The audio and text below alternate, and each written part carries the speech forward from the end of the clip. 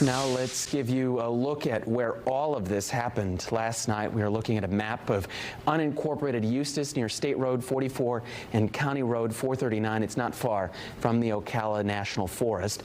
Fox 35's Matt Trezza spent the morning there, and he found a neighbor who called 911 and spoke with them. They say they heard the shootout. They say it's usually a quiet street and that this shooting was unexpected.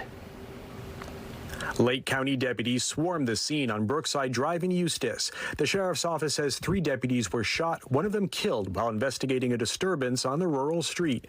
Michael Diedeker lives in the neighborhood and says he heard the shots. It's like a rat-tat-tat-tat, like fully automatics, handguns. They probably had like a couple automatic pistols too. Full barrage of guns. Diedeker says it started when a woman showed up in front of his house acting aggressive and strange. He called 911. She started asking us, telling us we need to go, that she started speaking all kinds of crazy nonsense.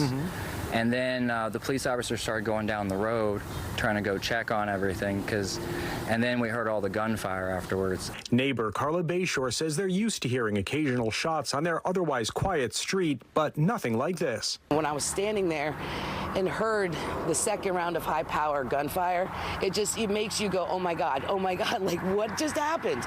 But at the same time, it's normal around here. Even it could be midnight, and you're going to hear somebody back there shooting at a bear. Once deputies got to the house, they found the back door kicked in and noise coming from inside. Lake County Sheriff Peyton Grinnell said they went in and were met with a hail of gunfire that hit one deputy. When the deputies entered the home, there was a lot of gunfire where one of the deputies was struck. The backup deputy that was there with him was able to retreat out of the home. The first deputy was trapped inside of the home. The sheriff's office sent a SWAT team to the house. As they tried to rescue the deputy who was shot, 2 more deputies were also shot. When they finally got into the house, responders found 2 people dead and a 3rd person injured. The sheriff says they're still investigating how they died and what the disturbance was about. Obviously, all of that's being looked into. All I can tell you is it was a very violent scene.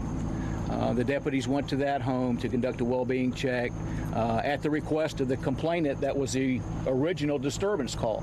The first deputy who'd been shot, Master Deputy Sheriff Bradley Link, was pronounced dead.